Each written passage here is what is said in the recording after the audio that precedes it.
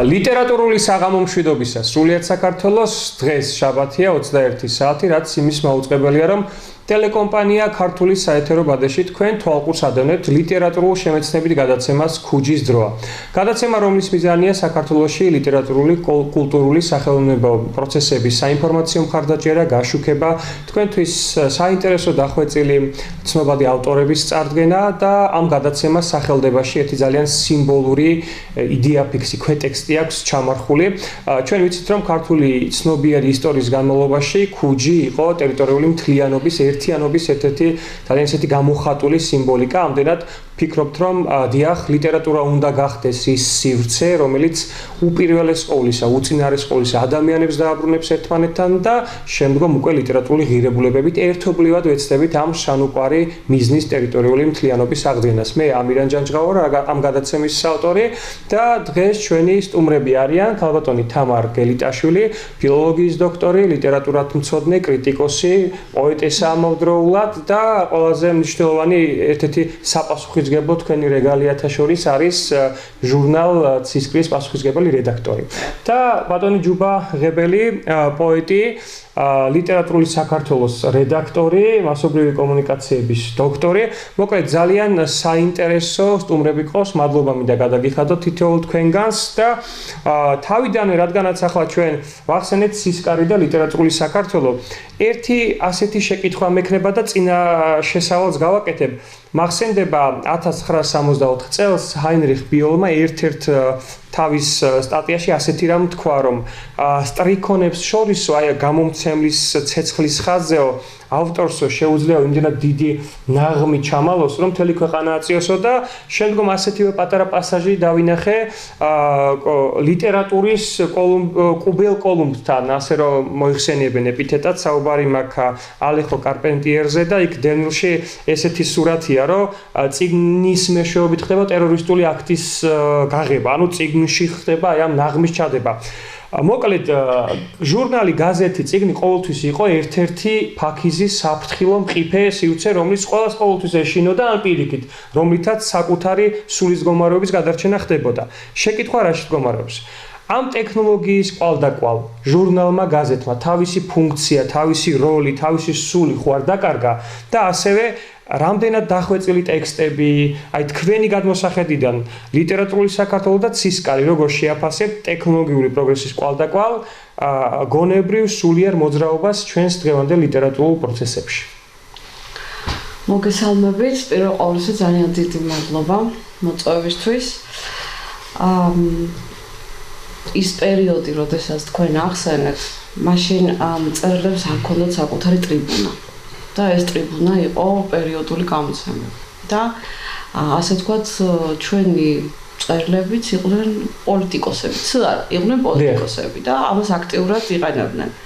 დღეს რა თქმა უნდა, ტექნოლოგიების განვითარების პერიოდში უფრო მეტია მასობრივი საშუალებებიც, რომ ვთქვათ, რაღაცა პოლიტიკური ნაღმი, როგორც თქვენ ახსენეთ, ჩადონ, ან რამე განაცხადი გააკეთონ და უფრო მე ვფიქრობ, რომ ახლა თუ არ არის განსაკუთრებული რამე სპეციალურად გაზეთი, აი მე ვიტყვი უშუალოდ ცისკარზე, ცისკარი დღეს ფუნქცია აქვს წმინდად ლიტერატურული. იმიტომ რომ ჩვენ თვლით, რომ საპოლიტიკო ტრიბუნად ძალიან ბევრი საშუალება არსებობს. არსებობს სოციალური ქსელები, თავისუფალია ყველგანის ტრიბუნა და შეუძლიათ გააკეთონ პოლიტიკური განაცხადი. და აი ჩვენ მაგალითად როგორ ვარჩევთ ხო, აი ეს არის ძალიან საინტერესო ხარისხობრივი ანუ ცენზიც უდი სიტყვა, უბრალოდ მინდა ვთქვა, რომ აი ხარისხის კონტროლი ხო, დიახ. რა თქმა უნდა, ჩვენ გვაქვს ხარისხზე აქცენტი და ნაკლებად ვანიჭებთ იმას ყურადღებას, თქვათ, ვინ რომელი პოლიტიკური პარტიის წარმომადგენელია, იმიტომ რომ ჩვენ და როგორც ცისფერყანწელებს რომ გქონდათ ასეთი დევიზი, პოეზია პოეზიისათვის, ანუ წმინდად უნდა ყოფილიყო. ჩვენ ეს ჩავაყენეთ კულტურის სამსახურში, ლიტერატურის სამსახურში და როდესაც მოდის ხარისხიანი ნაწარმოები, იმას არ ვანიჭებთ ყურადღებას ავტორი ვინ დგას, ან როგორი შეხედულება აქვს პოლიტიკური. და ბოდიში ერთი ასეთი ჩაკითხვა მაქვს. ამ ტექნოლოგიურმა მასობრივმა საშუალებებმა ილუზორული განცდები ხო არ გააჩნია, მაგალითად ავტორი Facebook-ზე გამოაქვეყნებს გარკვეულ ტექსტს და განცდა იქ პირობითად ავიღოთ მეზობელი ნათესავი უქვეყნ, ანუ რაღაც დადებით კომენტარებს და აქ ხო არ დაიკარგათ ხო ხარისხი, აი თქვენი აზრი მაინტერესებს. აბსოლუტურად ძალიან კარგი შეკითხვაა და ის შეკითხვა, რომელიც ჩვენ გამომცემლებს გვაწუხებს და რატომ? სამწუხაროდ დღეს აი მასების კულტურად იქცა, მასების კულტურის სამსახურში ჩადგა მწერლობა. და რას გულისხმობ? როდესაც რაღაცნაირად ძალიან ამბიციური ხალხი ვართ საქართველოში, ყველას ასეთი წარმოდგენა აქვს, რომ ქმნის შედევრს და როდესაც გამოაქვეყნებს თავის პროზა, პოეზია მნიშვნელობა არ აქვს და ვიღაც მეზობელი ბებია, თუ ნათლია რომ დაუწერს რომ რა მაგარი ხარ, აი აქ უკვე უჩნდება ის ილუზია, რომ არის ძალიან მაგარი და ბუნებრივია მე ჩვენ ძალიან დიდი წინააღმდეგობა გვექნება ამასთან დაკავშირებით, რომ მე Facebook-ზე თქვა ამდენი მომწონებელი მყავს და თქვენ რატომ მიწუნებთ? ხო, ცისკარვა რატო არ მიიღო, როცა და ამასთან დაკავშირებით მოკლედ ძალიან დიდი პრობლემა გვაქვს, მაგრამ ჩვენ რა თქმა უნდა ახლა პროფესიონალები ვართ და ბუნებრივია ვაფასებთ მაინც ხარისხია, დიახ, ხატრული. თავარია მხატვრული თვალსაზრისით იყოს. ან ემოციური თვალსაზრისით. ახლა ლექსი ორნაირი შეფასება არსებობს, ხო, ემოციური და მხატვრული. მაგრამ ეს რომელიმეს უნდა პასუხობდეს. კეთილი. გასაგებია, ძალიან დიდი მადლობა ქალბატონ თამარ ბატონ ჯუბა. ლიტერატურულ საქართველოში რა ხდება? ის ტექსტები, რომელიც შემოდის, თქვენი დაკვირვება, სად ვართ რეალურად? ძალიან ისეთი საორჭოფო საკითხია, განსხვავებული მრავალფეროვანი შეფასებებია. ქართული ლიტერატურა რა მოცემულობაშია? ქართული პოეზია დღეს აი ლიტერატურული საქართველოს გადმოსახედიდან. მოდი ესე დავიწყებ, ნახე. ეს პატარა წიგნი მიდევს ამერან ჩანჩქარში. კატაკლიზმები, კატასტროფები, კატაკომბები. რა შუაშია კატა? როცა კლიზმები, როცა სტროფები, როცა კომბები, აზრს ისედაც არ კარგავს. ძალიან კარგი სლოგანი დაიწყე. ლიტერატურული სალამი, შენს მაყურებელს, ჩვენს მაყურებელს, მიხარია რომ ქართულ ტივის კიდევ ერთი ძალიან კარგი გადაცემა შეემატა, მით როცა ეს ხელოვნებას და ლიტერატურას ემსახურება. მიხარია რომ ის წამყვანისი ახალგაზრდა არაჩვენებული ნიჭიერი ლიტერატურის ბრძანდება. შენი სახით შემოამირან და სიტყვა. აი, რა კარგად დაიწყე ამბოხი და სიტყვა. რა თქმა უნდა, ყველაზე დიდი ამბოხი სიტყვა არის. ამიტომ მიხო ყოველთვის წერლობა ავანგარდში. აი, ჩვენ როცა ავაცახსენებთ კომუნისტურ რეჟიმს ვეძახით. თქვა ქალბატონმა თამარმა ტრიბუნა არ ქონდა, მაგრამ ის რაც მას ქონდა, ყველაზე დიდი ტრიბუნა იყო.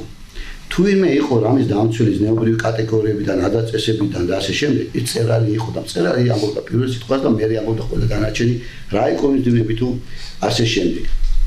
ჩვენ ეს 30-დან დამოკიდებულებაში ვართ. ხო? დაინახეთ წინა ხელისუფლება მე ვერ ვიტყოდი რომ გავემიჯნოთ პოლიტიკას. რიდა საიდან იწყება ბრძოლა? სიტყვას ებრძვიან. სიტყვას ებრძვიან და წერლობი ჩარეცხვით დაიწყეს, ინტელიგენციის ჩარეცხვით დაიწყეს, პროფესიონალები ჩარეცხვით დაიწყეს. ჩვენ წერლობაზე გვაქვს გარკვეული პრეტენზია, კი ვამბობთ ხოლმე რომ წერთ წიგნებს და უშვებთ ტირაჟებს და ვამბობთ ხოლმე რომ პრეტენზია არ გვაქვს, მაგრამ როგორ არა პრეტენზია, წერ და აქვეყნე. და თითქოს ჩვენ თავზე არ გადაიარა იმ კატაკლიზმებმა, რაც მოხდა აი ამ ბოლო წლებში, იმისათა საახლის დაკარგვით, გამოხლით, ასე შემდეგ და ასე შემდეგ და დღეს დაყოფილი ისევე მწერლობა, დაყოფილი კლანებად, კუტოკებად, საძმოებად რამის და ასე შემდეგ და ასე შემდეგ. ცისკარი აი რომელიც აგერ ჩვენი არაჩვეულებრივი უძველესი გამოცემა, უძველესი ლიტერატურული ალმანახი, ასე ვთქვათ, მადლობა ღმერთს, რომ არსებობს და ენაჩუნებს ეს ჟურნალი მოღვაწეობას. ბუნებრივია რომ მას სხვადასხვა აქვს და იქ ვერ შეიძლება ის ფორმატი არ იყოს როგორც გაზეთს აქვს. გაზეთი რანაირად როგორი ლიტერატურული ცა უნდა იყოს და რანაირად ჟანრსაც უნდა განეკუთვნებოდეს. იქ მაინც გიწევს ასე თუ ისე პოლიტიკასაც შეეხო, იმიტომ რომ ეს არის ასე თუ ისე პრესა, რომელიც არის პერიოდული გამოცემა და იქ იყრის ხოლმე საჭირო არის რომ იქ წერმა თქვა თავისი სიტყვა. მე არ ვეთანხმები იმ მოსაზრებას, რაც ჩვენ ბოლო დროს გაგვიგია რომ წერას და უნდა პარლამენტში, წერას და უნდა ტრიბუნასთან. წერალი უნდა იყოს ტრიბუნასთან, წერალი უნდა იყოს იმ სამთავრობო სტრუქტურებში, იმიტომ რომ რა არის ჩვენი ქვეყანა? ენა მამული სარწმუნება, მამული ენა სარწმუნება. ვინ არის ამის დამცველი ყველაზე მეტად? წერალი ეროვნულად. თუმცა ეხლა ისეთი წერილები წამოგვივლენ, ჩვენ არ ეროვნულ ცნობიერებას არ აქვს და საკმაოდ პოპულარული არის ისინი. მაგრამ ყოველ შემთხვევაში ეს არის. ჩვენ ეხლა ეს ლიტერატურული გაზეთი, მე მიხარია რომ ცისკარი ინარჩუნებს თვითყოფადობას და აკადემიურობას. ჩვენ ვცდილობთ რომ ლიტერატურა საქართველოს, რომელსაც მომავალ წელს უსულდება 95 წელიწადი, შევინარჩუნოთ ეს აკადემიურობა და ვეჭროთ ესეთი მასალები, რომ გადაშის ის თაობა, რომელსაც ახსოვს ლიტერატურის საქართველოს და მოლოდინში იყო მის გამოსვლის დღესთან დაკავშირებით. ეს აკადემიური მასალები, მაგრამ გვიწევს ხოლმე ხანდახან ესეთი მასალების დაპარებაც ფინანსური უზრუნველყოფისათვის. თუმცა ეს მე დამეთანხმება თამარიც, რომ მიუხედავად რომ ცისკარი ლიტერატურული ალმანახეს, ლიტერატურული საქართველოს პირველი ლიტერატურული გამოცემა და ამაში ევრიაზე არ არსებობს და ეს გაზეთი ინარჩუნებს აი ესე კაპი კვადროებთ, მე რო ჭიქე ბერივით დავდივარ იქით-აქით რაღაც ფინანსებს მომყავროთავ და ამას არ უნდა ჭირდებოდეს სირბილი. ეხლა რაც შეეხება იმას, რომ ამოწურა პერიოდულმა გამოცემებმა, წიგნმა, გაზეთებმა თავისი თავი. და არის ხოლმე ისა რომ გადავიდეთ ელექტრონულ ვერსიაზე და რასაც მე მგონია და ხშირად ვიმეორებ რომ მოვა დრო რომ ეს კინის ყუთები რასაც ქვეს კომპიუტერი და ეს ყველაფერი და ჩატბოტები და ასე შემდეგ დაიბლოკება, დავირუსდება და ადამიანები დავრჩებით ღია ცის ქვეშ, არაფრის გარეშე და ისე დაუბრუნდება როგორც წიგნი, ვერან აი წიგნს ვკითხულობ ჩვენ iPad-ებში და რაღაცებში, ისე ვერ ხარ წიგნთან ახლოს, როგორც ხარ წიგნთან ახლოს ესე არის Facebook გვერდზე გამოქვეყნებულ ლექს კი ბატონო კითხულობ და რაღაც მაგრამ აი აქ რო იბეჭდა აი ნახეთ ახლა მე დაწუნებული ვარ ქალბატონ თამართანაც ისე როგორც ჩვენთან ძალიან ბევრს უნდა დაიბეჭდოს იმიტომ რომ იცია რომ აქ დაბეჭდა უკვე სხვა რეგალია სხვა დონი არის და და ამიტომ აუცილებელია რომ ამ გამომცემლობამ იარსებონ და დანარჩენ დრო ყველაფერს ჩაფიქროს. კი, გეთანხმებით აბსოლუტურად და თქვენ ეს პათოსი მეც მინდა მაყურებელთან განვავრცო და აქვე თავიდანვე მინდა აღვნიშნო რომ მადლობა გადაგიხადოთ რომ ცისკარის და ლიტერატურის საქართველოს ორივე ლიტერატურულ კონკურს ფესტივალ ქუჯი საინფორმაციო მხარდაჭერები ხარ და საცოცხლო მნიშვნელობის მატარებელია თქვენი ეს აქტიური თანადგომა. ლიტერატურა ყოველთვის იყო, არის და რჩება იმ მთავარ გარანტად, იმას ყველაზე უსაფრთხო სივრცედ, რომელმაც ჩვენი ცნობიერება, ჩვენი თვითყოფადობა, ჩვენი ისტორიული სულის მოძრაობა შემოგვინახა და დღევანდელობამდე სახელმწიფოებრიობა მოიტანა. ამდენად ძალიან მნიშვნელოვანია დიახაც ჟურნალ-გაზეთები, ძალიან მნიშვნელოვანი მათი ცხოველმყოფილობა, იმიტომ რომ აქ ინახება ჩვენი სული და ხასიათი. თამარ, თქვენ როგორც ვიცი, იყავით ლიტერატურულ კონკურს ქუჯის, ასე ვთქვათ, ჟიურის ამპლუაშიც. აი ქუჯიზე რო გვიამბოთ, რამდენად მნიშვნელოვანია ეს კონკურსი, ზოგადად ლიტერატურულ კონკურს ფესტივალები და ქუჯი მოახერხა უკვე მერვე წელია პოზიციონირებს ლიტერატურულ კონკურს ფესტივალებში და სანდოების მაღალი ხარისხი აქვს საკმაოდ. აი თქვენი შეფასება ჟიურის ამპლუიდან როგორი ტექსტები შემოდიოდა თვითონ ეს ლიტერატურული პროცესი და ასე შემდეგ. ორჯერ მომიწია ყოფილიყავ ჟიურის წევრი, პირველად ეს იყო 2 წლის წინ მთხოვეს და აბსოლუტურად დაშიფრული იყო. მინდა გითხრათ, რომ აი გვარსა და სახელებს ვერ ვხედავდით. და სხვათა შორის მე დაჯილდოების ცერემონიალზე როცა ვიყავი ზუგდიდში, ხო? აი მეცნოის ლექსები, რომელიც მე ჩემი ფავორიტი იყო, ანუ ყველა 10 ლექსი ჩვენი ფავორიტი გავგზავნეთ და მე ესეთი ხმა და უმრავლესობით შეირჩა. მართლა დამეფიცება რომ ეს იყო აბსოლუტურად ობიექტური, იმიტომ რომ იქ გავიცან ის ავტორები, რომელთანაც დღესაც მეგობრობ, მართლა იქ გავიცან, იმიტომ რომ ლექსით ვიცანი. ხო, ქუჯის და ლექსს აქვს ზოგადად გაერთიანების რაღაც ეს მისტიკური მიღმური ძალიან ბევრი მეგობარი შემძინა ქუჯიმ და მარტო ამისთვისაც ძალიან დიდი მადლობა და წელსაც უნდა ყოფილიყავ ჟიურის წევრი, მაგრამ აურაცხელი მასალა იყო შემოსული და მინდა გითხრათ, რომ ჩემი ძალიან გადატვირთული რეჟიმის გამო ფიზიკურად ვერ მოვასწრებდი ყველა ნაწარმოების წაკითხვას. ამიტომ ვთხოვე, რომ მე მართალი ყოფილიყავი საკუთარი სინთეზის წინაშე. კონკურსანტების წინაშეც ვთხოვე, რომ დავტოვებდი და სხვა ჩაენაცვლებინათ. ეს მოხდა აბსოლუტურად ყოველგვარი უკმაყოფილების გარეშე, იმიტომ რომ მართლა ვერ შევძლებდი, რომ ძალიან ისეთი რთული პერიოდი იყო და თისკარი დარჩა ჩვეულებრივად და კვლავ აგრძელებს პარტნიორობას საინფორმაციო მხარდაჭერები ვართ და ჩვენთან ქვეყნდება ფინალში გასული კონკურსანტების ლექსები, გარეკანზე ერთ-ერთი გამარჯვებულის პორტრეტი გამოგვაქვს და ხელმოწერა. და რა ვიცი, მუდმივად დავრჩებით ასე. ძალიან დიდი მადლობა თქვენ. წეგან ახსენეთ რომ გაგვაერთიანაო აი ამ კონკურსმაო და ჩვენ გვაქვს ჯუბა ესეთი ყოველ შემთხვევაში მე გამიჩნდა სპონტანურად მაშინ ქუჯის ერთ-ერთ კონკურსზე რომ ახალი სამეთყო ლექსიკური ერთეული შექმნა თქო რომ გავქუჯიანდეთ, ანუ გავერთიანდეთ რაღაც ერთგვარი სინონიმი. კი, რომ რაღაც მართლა ძალიან წინარე ქრისტიანული ამბავია ქუჯი, თუმცა ყველაზე დიდი ქრისტიანული კომპონენტებია შემოტანილი. ჯუბა, თქვენი შეფასება ზოგადად ლიტერატურულ კონკურს ფესტივალებზე ქუჯიზე კონკრეტულად, აი რამდენად მნიშვნელოვანია, რა როლის მატარებელია თქვენთვის რა არის, აი თქვენთვის მინდა აღვნიშნო, რომ ზოგადად იცოდეს აყურებელმა და ავტორებმა, რომ კონკურსი რანაირი ობიექტურიც არ უნდა იყოს, ვერ იქნება ზუსტი შეფასებელი.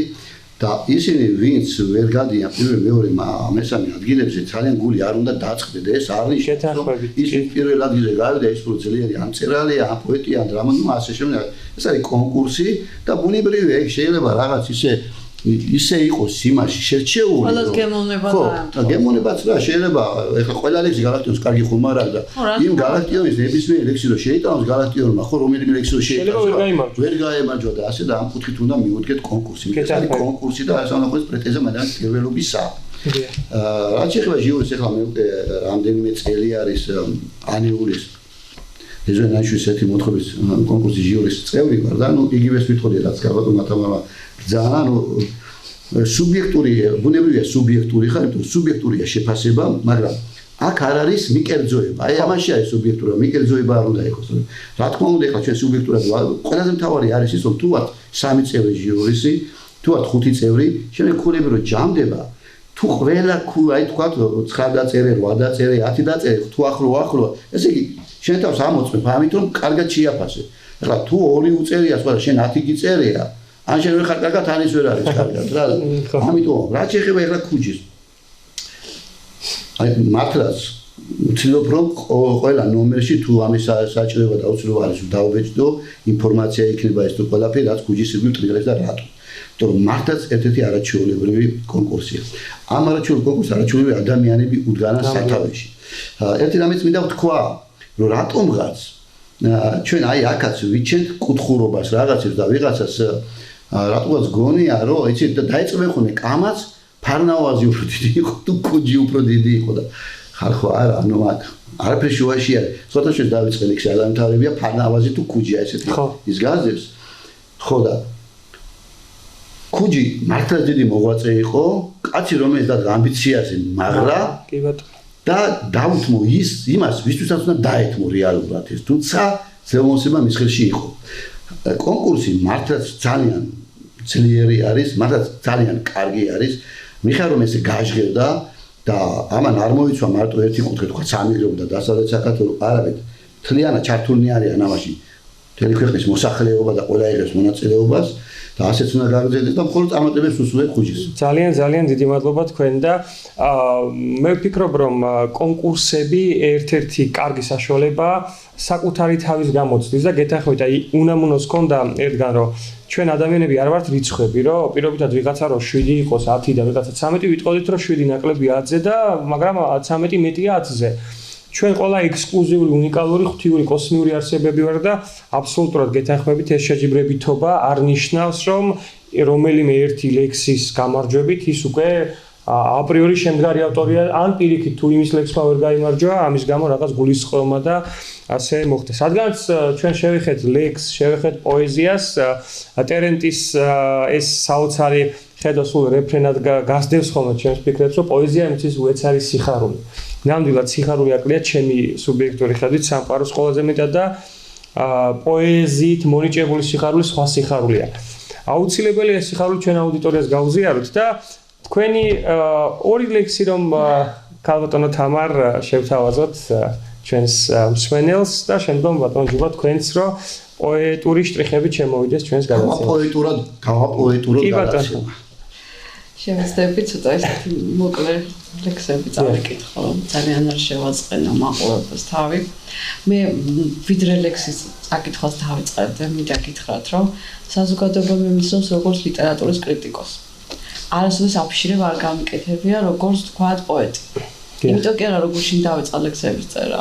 წერდი და ჩემთვის წერდი, მაქსიმუმ Facebook-ზე გამომექვეყნებინა და ამიტომ საზოგადოებას ყოველთვის დარჩა ის მე როგორც კრიტიკოსი. და რაღაცა ამ ბოლო დროს მივხვდი, ეხლა მე ისო კრიტიკოსი ვარ და როცა ვაფასებ სხვა ლექსებს და ალბათ წელიწადში 1-4-5 ლიტერატურული კონკურსის ჟიურის წევრი ვარ ხოლმე და მიწევს ძალიან ბევრი მასალის წაკითხვა. უკვე რაღაცნაირად აი ამბიცია კი არა, სურვილი გამიჩნდა, რომ თქვათ იმას არ ვამბობ, რომ შედევრებია ჩემი. რატომ მეც არა? ხო, აი რატომ მეც არა? რატომ და ძალიან ბევრი ახლობელი მეგობარი მეუბნება, რომ რატომ აზარალებ შენს თავს და რა თქმა უნდა არ მაქვს მე არაფრის ამბიცია, უბრალოდ ჩემთვის როცა გეწერება დაწერე და აი მეც გეთანხმებით, რომ აუცილებელია, ანუ მე ვფიქრობ, ყველა ტექსტს ყველა ემოციას აუცილებლად მოეძებნება თავისი ადრესატი და იმის გულის სიმებამდე აუცილებლად მიაღწევს. ასე რომ საინტერესოა თქვენი მოსმენა გისმენთ. შევეცდები თქვა ზეპირად, იმიტომ რომ ცირთადად თუ ზეპირადად ვერ მოახერხებთ, არც არ არის პრობლემა, შეგვიძლია სასწაულებები გამოიყენოთ. ხო, თავი მაღლა ავიღო. ვიფიქრო ჩვენზე, იმ დღეებზე, რომლებიც იყო.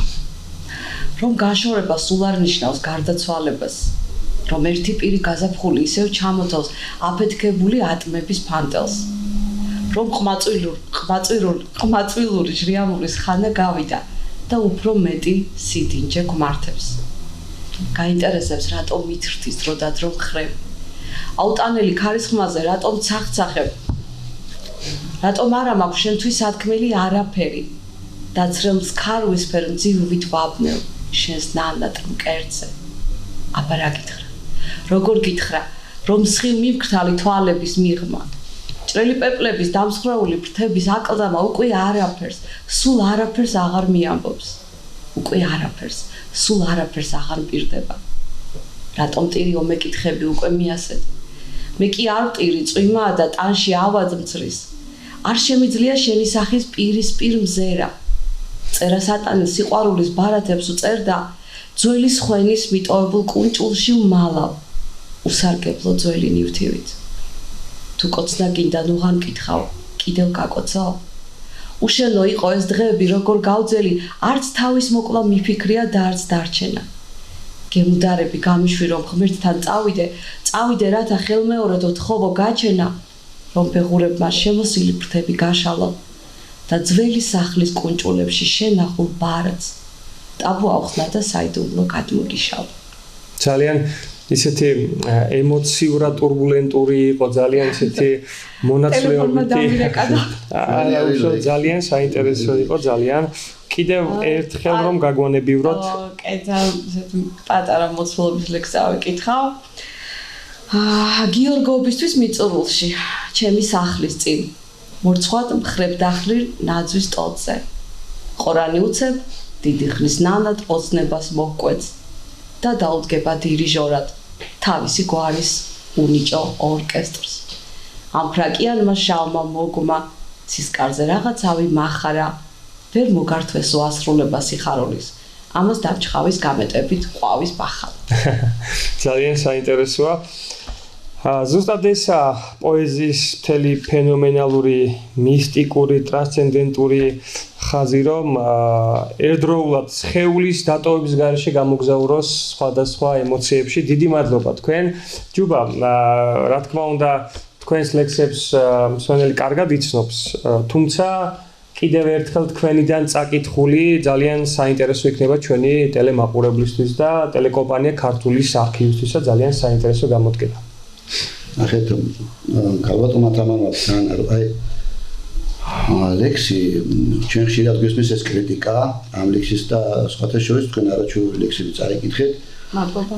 ხშირად რომლებიც ხვის ლექსებს აკრიტიკებენ, მე თავად იწყებენ ლექსებს და ხალხამ მივიკვირს სხვათა შორის ფილოლოგებმა დაიწყეს ლექსების წერა და ხალხამ მივიკვირს ხოლმე რომ ფილოლოგი ხო შეფასებელია ერთგვარი ხო ლექსისა და რატო წერენ ესეთ ლექსებს ხო მაგრამ ეხლა რატო ვამბობ ამას მე ნახევარი ემიგრაცია გადაარჩინა ლექსის წერა ხახო აი ეს ქალბატონები რომელიც ჩადიან იმ სოქოლების ზეწოლის ქვეშ რომ არიან იქ ბებოები არიან თუ რაღაცები არ ვისაც სულიან აი რაღაცებს თუ ლექსებს წერენ და მე მახსენდება ირაკლი აბაშიძე რომელიც მოგონება როცა ამბობდა რომ ერთხელ დავწერე ლექსიო ღამის 2 საათია და ისეთი მაგარი ლექსი დავწერო ვინ გავაღვიძო რომ გაუზია ჩემს ემოცია ვაღვიძებ ჩემს მეუღლეს ნუ არ იგვიძებს ნუ ბოლო დავანებე თავით ჯანდაბას ხვალდილას წაუკითხავდი რა რომ გათენდა მეუღლები ამდგარი იყო სანამ დაუძახები კიდევ ერთხელ გადავიკითხე და კიდევ კარგი კაცო არ შევწვი და არ წაუკითხეო რისი თქმა მინდა ის ადამიანები რომლებიც ეს არ არის აუცილებლად ჩვენ იმიტომ ხომ არ წერთ რომ ვიღაცას თავი მოვაწონო ჩვენ წერთ იმიტომ რომ სხვანაირად არ შეგვიძლია ეს მოდი შიგნიდან და ჩვენ ამით რომ დავწერთ ის კი არის კარგია თუ ცუდი მაგრამ იმიტომ ჩვენ გავთავისუფლდით ის ჩვენ ბედნიერები გავხდით და ხანდახან კარგი ლექსი თუ კარგია რომ დააწერე და გონი ან კარგია რაღაცა ხო იმიტომ ბედნიერი ხარ რომ აი თუ ან ფულის პრობლემა გაქვს რაღაცა აი რაღაცა თერაპია ერთგვარი ლექსი წერა ამ კუთხით უნდა შეხედა მაინც კრიტიკოსები ნუ ვიქნები აი ამ ყველაფერზე ჩემოკარგო ახლა შევსომაღა წავიდე ჩემო ამერა შემეგონია იჩაგრების ამ გადაცემაში იმიტომ რომ შენს ლექსებს არ გითხულობ და ეტელ ამაზე სტრიქონი წავიდე მე დავიწყე კი ბატონო მადლობა თქვენ შაშან ჯიუტა და თუ თორივით მარჩიც გელოდე შენ მაინც მოდი რა აზრი აქვს დრო თუ არ იცდის ახლა ქუჩებში შენს თვალებში მარჩიერობენ დამეც მოყვები ქუჩა შენკენ ტროტუარებით მადლობა ეს არის კაი ხარით მადლობა დრო დაწყილი წაიკითხავთ ბროწეულები გაწვეთილია ყველა ფრაზა ყველა სტრიქონი როგორც 1000 ჯერ განარიცხი ღამის პერანგი galaktika poezიის galaktionი ჰორტენზიებით რომ იმოფენს ზეცის პერგამენტს ვეღარ გიპოვე საწახვედი სად და მეკარგე ჩემი ლექსივით მოყარულოს სულის ტიქია უხდა ჩოქილი ყოველდილით ეს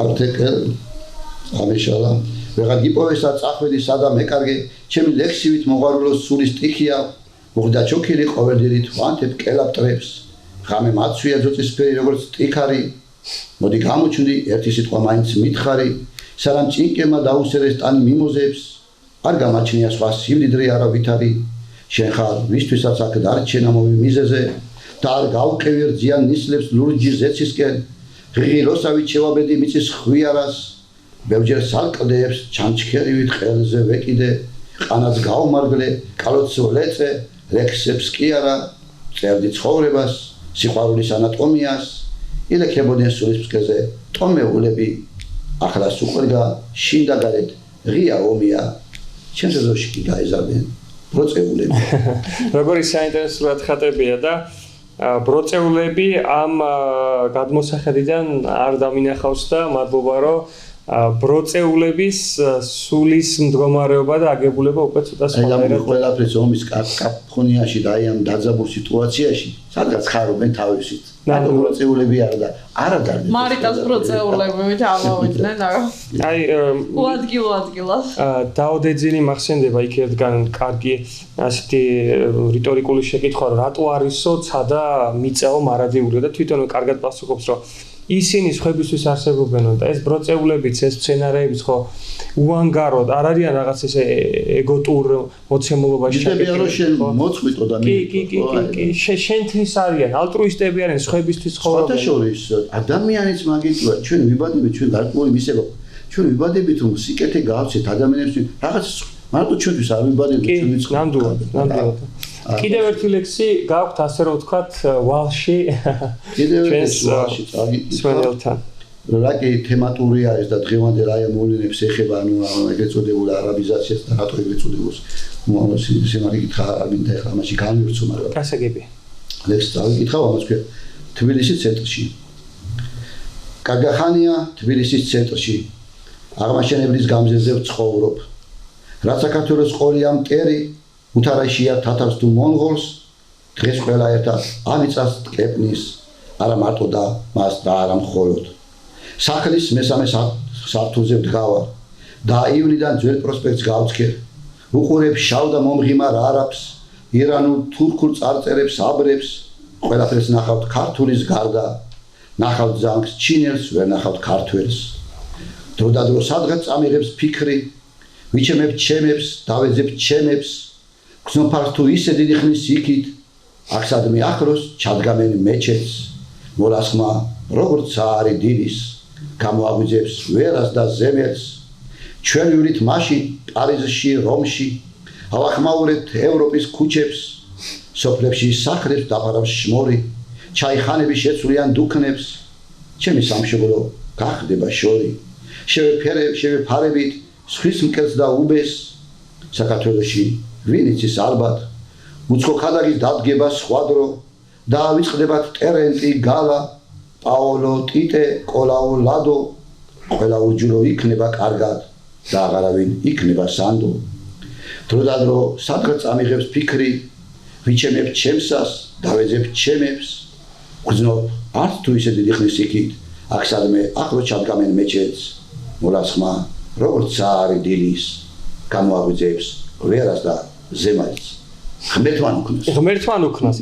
ლექსი კარგია მაგრამ არ გისურვებთ რომ ლექსი განსხეულდეს და გამართლებული იყოს მე მაინც გონია რომ სანამ ჩვენ ვართ აქ მეტყულებთ ქართულად სანამ უფლის მიმართ ღვთის მიმართ ეს შინაგანი მუდმივი ანუ სულ ამბობ ხოლმე რომ მკერდში მეზნიქება ღმერთით ანუ სულ ღმერთისკენ უნდა გაიზნიქოს ჩვენი გული და ვფიქრობ რომ ამით ჩვენ აუცილებლად ამ ტრადიციული ღირებულებების ხარდაჭერით შევძლებთ ისევ სახელმწიფოებრივი თვითყოფადობის და იდენტობის გადარჩენა შენარჩუნებას და რა თქმა უნდა დაახლოებით 2 წლის წინ მე და ჩემი უმცროსი ვაჟი მაშინ 18 წლის იყო ბათუმში ვისვენებდით და ნუ სადაც შევდიოდით ყველგან ვკითხულობდით ქართული იცი იმიტომ რომ ყველა რაღაცა დაწესებულებაში თუ ეს იყო კაფე ყველგან გვესმოდა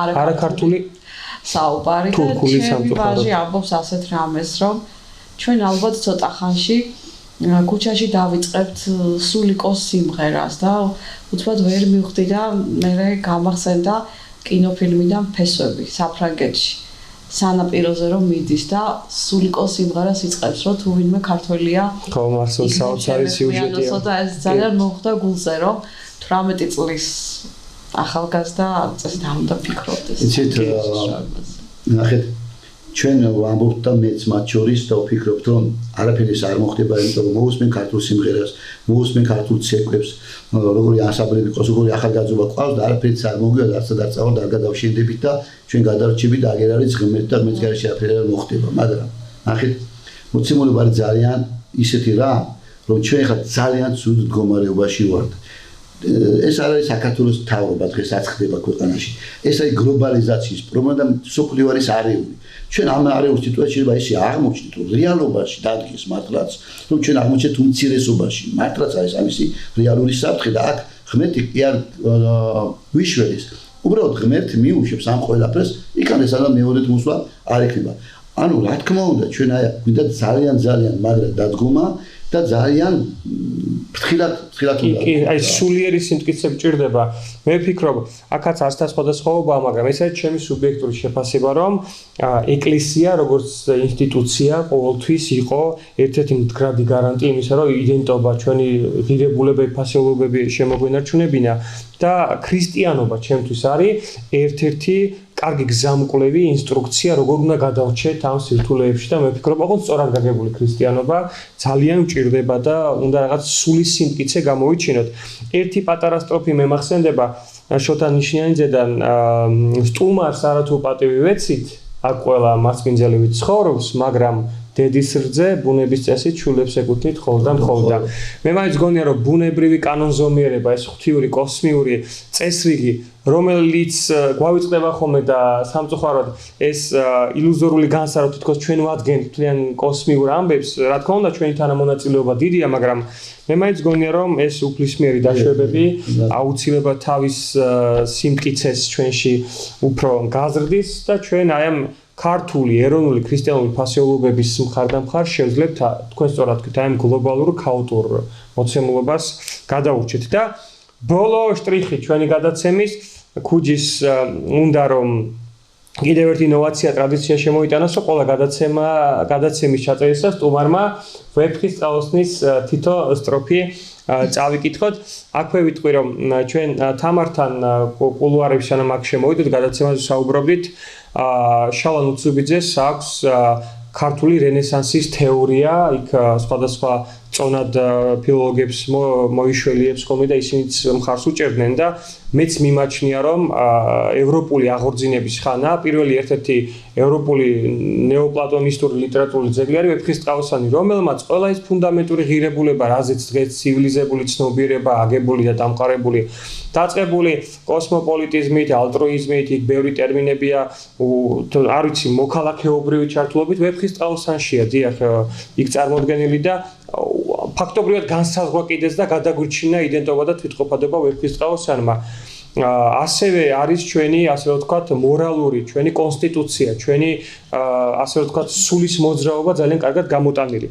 რადგანაც ეს ხაზი გვაქვს, მოდი პირველ სტროფს მე წავიკითხავ და უკვე თქვენც რომ შემომიერთდეთ მეფეთა შიგან სიუხვე ვით ედემს ალვა რგულია. უხსა მორჩილობს ყოველი იგიცა ვინც ორგულია სმაჭამა დიდად შესარგი დება რასავარგულია რასაცა გასცემ შენია რაც არა დაკარგულია ეს არის ჩემთვის ერთ-ერთი მთლიანი ადამიანად ყოფნის პრინციპი აკუმულირებული და ასე ვთქვათ შეკუმშული აი ამ ერთ სტროფში და ესეთი კოსმიური მოვლენა არის ვეფხისტყაოსანი და შოთა რუსთაველი თამარ გისმენთ ძალიან ბევრ სტროფზე ვიფიქრე, აი რომელი ვთქვა და გადავწყვიტე რომ ორი სტრიქონი ვთქვა სხვადასხვა სტროფიდან თუ არის რომელიც ჩემთვის ესთეტიკურად არის ძალიან მომხიბვლელი ნესტანზე, როდესაც ტარიელი შედის მასთან და აი ასეთი საოცარი მხატვრულობით გვიხატავს ქვეწვავით კლდისა ნაპრალსა ვეფხი პირქა მეხებული არც ამზერგავ და არც მთვარე არც ალვა ედემსხებული და ძალიან მიყვარს რომელიც შემდეგ ალუზიად გამოიყენა გოგლა ლეონიძემ თავის ყივჩაღის პაემანში მოწურვილი იყო ზაფხული ქვეყნი და ამოსვლა მწვანისა ვარდის ფურცლობის ნიშანი დრო მათის პაემანისა. ნამდვილად საოცარი სტრიქონებია, მადლობა თქვენ, მადლობა ამ ინიციატივისთვის ლიტერატურულ კონკურს ფესტივალ ქუჯის ორგანიზატორებს, ხოლმე მართლა მათ მინდა მადლობა გადაუხადო ბატონ ილია რქვანიას, ბატონ ბესო გვაზავას, ბატონ დალი ჯორბენაძეს, ბატონ ნანა კვაშილავას. ასევე მადლობა ტელეკომპანია ქართულს, რომელმაც საეთერობადი გამოგვიყო და კიდევ ერთხელ გამოვთქვამ ჩემს სუბიექტურ გულისწყრომას, შეიძლება არ დამეთანხმოთ, რომ სამწუხაროდ ქართული მედია საშუალებები არ არის დატვირთული ჯერონად და მათი მხრიდან ესე აქტიურად გაშქება არ ხდება ესეთი შემეცნებითი ლიტერატურული საუბრები, სადაც ყველაზე მეტად უჭირდება და სამწუხაროდ ხო ლიტერატურა ნაკლებად მოთხოვნადი და სლენგს ვიხმარ არ მიყვარს, ხოლმე ტრენდული თითქოს აღარ არის. მოდური აღარ არის, თუმცა კიდევ ერთხელ ყველა გონიერი მოაზროვნე დაკვირვებული ადამიანი დაგვიდასტურებს რომ ლიტერატურამ გადაარჩინა ყველა ის ფუნდამენტური ღირებულება ჩვენი ცნობიერება რაც ჯუბამ წეგან ძალიან მართებულად შენიშნა ენა მამული საწუნოება ან მამული ენა საწუნოება ეს არის დიახაც ანუ ჩვენი სახელმწიფოებრივი ერთ-ერთი მამის ილია ჭავჭავაძის თავარი კონცეფტი ხო აი ეს იყო მთელი ხაზი რითიც შემოვინარჩუნეთ ჩვენი სული. ჯუბა თქვენი რჩეული სტროფი ვეფხისტყაოსანიდან ნახეთ როგორი მე მადლობას გადავუხდი მეც აი ამ ინიციატორებს აი ამ ლამაზ წამოწყებისა თუმცა აი არის ეს შენიშვნა თუ ჩემი სურვილი არის რომ კარგი იქნებოდა ნატყუთ ესე ვიფიქრე უცბად რომ იდოს ვეფხისტყაოსანი სტუდიაში და ყველა მომსვლელმა რიგრიგობით წაიკითხოს ეს ლექსი, მიყოლებით წაიკითხოს და რატო ამას? იმიტომ რომ ეს იქნება ზეპრე სიტყვიერება მიყოლებით, გესმით? ხო, ძალიან საინტერესოა. ხო, წერთ ხოლმე სტროფებს, რომ გადაწერა იქნება. ახლა იქნება ეს ხმოვანი ჩაწერა, ძალიან საინტერესოა. ეს ტიპონებს ვიღარ ვეღარ შეიძლება და ძალიან კარგი იქნება. ძალიან დიდი მადლობა მოვინიშნავდა აუცილებლად. კი, ძალიან სწორი ხედვაა. ნახეთ რა ბედი დაყვა თვითონ ვეფხისტყაოსა, თქვენ წარმოიდგინეთ რომ თავიდან ახლა ძალიან პარადოქსულად მოგიჩვენება და მოიჩვენებს საზოგადოებას, მაგრამ იდევნებოდა და პირველ ყოვლისა ეკლესიებიდანაც ახლა ცოტა ესეთი ნათქვამია და გამიწყება მაყურებელმა იდევნებოდა ეკლესიები და თქვენ იცით რომ თვითონ ავტორსაც რა ბედი დაყვა მისი სახელი დღემდე არ ვიცით ახლა შოთა ვიცით რომ შერქმეული სახელი არის და სად გახდა და როგორ გახდა ეს ჩემთვის ახლა შოთა რუსთაველი იმ პერიოდში ჩამოსული ქრისტიანობა დაწერა ფსოსანი და წავიდა და გასაგებია მაგრამ იყო რეალური რომ ეს მართლა ეს ყველაფერი დაწერა და მოგიტანა ჩვენამდე აი ეს დიდებოდა აი ეს გლეხები წერდნენ ამას გესმით აი ჩვენ მანამდე რუსთაველმა ეს დავით აღმაშენებელმა მედრესეები აკადემიები იყავთო გელათი შექმნა ხალხმა კითხვა წერა-კითხვა ისწავლა და დაიწყეს მესახებში ამის გადაწერა და ამით მოვიდა ვეფხისტყაოსანი დღემდე და ჩვენ აღვქვთ ყველაზე ეს მართებული შენიშვნა იყო ამირან ძვირფასო რომ არაფერი არ აქვს ჩვენ შოთაზე დიდი არც არაფერი არ აქვს აი თუ სადმე რამეს ვლაპარაკობთ არის შოთა რუსთაველი გესმით აი ნებისმიერ ქვეყანაში და მაგით გვიცნობენ და რაღაც და რა თქმა უნდა რომ ჩვენ ამით უნდა ვიამაყო და ჩვენ უნდა და 850 წლის თამა ძალიან ესე ჩაიარა და ბევრმა კიდე რაღაცამ ჩაიარა და სხვა რაღაცის ვაინცეთ პრიორიტეტებს და რა თქმა უნდა რუსთაველი პირველ ყოვლისა და აი ერთი პატარა ლამას ტრიკონს წაიკითხათ ჰე ჩემო ესე უსტარი არ ჩემგან მონახო ვაწები ტანი კალმად მაქვს კალამი ნაღველსა ამონაწები მე გული შენი ქაღადად გულსავე ჩემსა ვაწები გულო შავ გულო დაბულხარ ნუ აიხსნები ნამდვილად კი რა თქმა უნდა დიახისმეთ რუსთაველის ვინაობასთან დაკავშირებით ჩემ სტუდენტებსაც ყოველთვის ამას ვეუბნები ბავშვობიდან მაყოლებული სკოლაში შემდეგ უნივერსიტეტში სხვათა შორის სულ იმას გვასწავლიდნენ რომ როცა ვსვავდით კითხვას რატომ არ ვიცით რეალურად ხო გასაგებია რუსთვას თვითონ ახსენებს და ნუ მე იერუსალიმის ჯვრის მონასტრიდან გვაქვს ეს სახელი შოთა ესეც ჰიპოთეზაა, ხო? არ არის ეს დადასტურებული. შოთა არის დამხატავი, ესეთი ვერსია. შეიძლება. და აი სულ ამას გვაუბნებოდნენ რომ იყო ომიანობა, ომი იყო, ბევრი შემოსევები იყო მტრის და ამან გაგვინადგურა. ხა მაშინ ფურცელი არ იყო. აკინძული წიგნი არ იყო, რომ ან რომც ყოფილიყო, ეხა ძალიან არალოგიკურია, რომ შემოესია ოსმალო, სპარსეთი, წიგნის ყდა გარეკანი მოგვიხია და დაგვიტოვა პოემა. ან მას ეტრატები იყო, მოვიდა წაშალა, გადაფხიკა ეს ეტრატზე, გვარი და სახე მაგის დარდი ქონდა. წერს რომ წაეშალა ჩვენ თვითონ გავანადგურეთ. კი, სამწუხაროდ. სხვათა შორის ჯანსუღ ჩარკვიანმა იხმურა სომხეთში წვეულებაზე. თორე ჯანსუღი იყო რომ იქ კითხა წერათა კავშირის წევრმა რომ ბატონო ჯანსუღო აი როგორი მაგარი იყო, როგორ უყურეთ ქართველებიო რომ ისო რა ქვია ამ ჩვენ სომეხ პოეტსო რომ რუსთაველი დაგიწერა, შოთა ეს რუსთაველი დაგიწერა თუ და მართალი ხარ თუ ჯანსუღმა უთხრა. ისე უყურეთ ჩვენ და ისე ძურდა სომხეთი რომ ქართულად დაწერაო. ქართულ ენაზე დაწერაო. ნამდვილად საოცარია და მე აბსოლუტურად გეთანხმები ძალიან ლეგიტიმური სწორი შეკითხვაა და სწორი ხედვაა და ასევე იქნებოდა რომ ხოლმე ეს სახელდაგვარზე ყოფილიყო.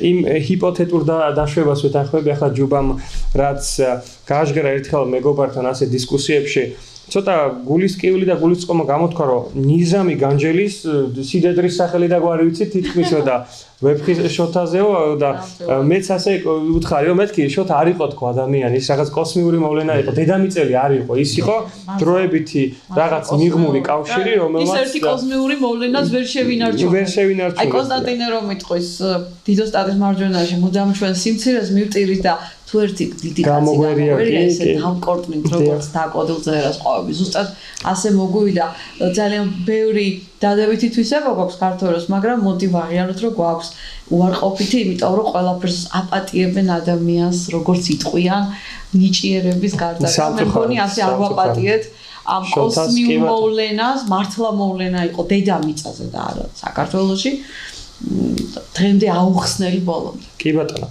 თამარ ჯუბა აქვე მინდა გითხრათ ერთი ძალიან კარგი ამბავი თქვენთვის როგორც გარდა იმისა რომ ძალიან დახვეწილი რაფინირებული მრავალფეროვანი ავტორები ხართ და ამ ლიტერატურულ მკითხველის ამპლუიდან ერთი კარგი ამბავია რომ ჩვენ ბატონ ლერი ალიმონაკის ვრცელი ინტერვიუ ჩავიწერეთ, რომელიც 27 დეკემბერს ტელეკომპანია ქართულის დილის ეთერში გავა 11 საათზე და მაყურებელს, ყველა მსმენელს, ასე ვთქვათ, ლიტერატურის ხარდაჭერას საშუალება ექნება ძალიან საინტერესო პასაჟებით, ისეთი ისტორიული ფაქტობრივი გარემოებებით და ამბებით შეიტყოს უფრო მეტი რამ ტერენტი გრანელიზე, თავად ბატონ ლერი ალიმონაკზე და ასე რომ დაგველოდეთ 27 საათზე. შემთხვევით და ლიტერატურულ საქართველოს ნომერში იქნება ლერი ალიმონაკის ალიმონაკზე მთელი გვერდი. ძალიან კარგი. ასე რომ დროებით და კარგი ამბავი გველის 27-ში 11 საათზე. მოკლედ, დიდი მადლობა კიდევ ერთხელ თამარ ჯუბა, მადლობა მაყურებელს ჩვენი ასე ვთქვათ გადაცემის თვალყურის დევნებისთვის. მე კიდევ ერთხელ გეტყვით რომ ჩვენ საუბრობდით ლიტერატურაზე, ვისაუბრეთ და პატარა რეზიუმე შეჯამების სახით მინდა ვთქვა რომ შევთანხმდით რომ ქართული ლიტერატურა იყო ის საცავი, ის სანდო სივრცე, რომელმაც ჩვენი ასე ვთქვათ იდენტობა, ისტორიული სულის მოძრაობა, ჩვენი ცნობიერება განაპირობა და ვახსენეთ ვეფხისტყაოსანი, რომელიც ჩვენი მორალური კოდექსია, კონსტიტუცია, რომელზეც აგებული და აშენებულია მთლიანად ჩვენი ქართული მენტალური ცნობიერება და გულის ხმა. ამდენად ყოველ შაბათს შეგიძლიათ დაგველოდოთ ტელეკომპანია ქართულის საეთერო ბადეში 21 საათზე. მე ამირან ჯანჯღავარ და ეს არის გადაცემა შემეცნებითი, რომელსაც ქვია ქუჯის დროა. ქუჯის დრო ყოველთვისა გავქუჯიანდეთ და ლიტერატურით დაუბრუნდეთ ერთმანეთს და ყველაზე სანუკვარი მიზანი ტერიტორიული ერთიანობა დიახაც ლიტერატურის მეშვეობით აღვადგინოთ. გემშვიდობებით, მომავალ შეხვედრამდე.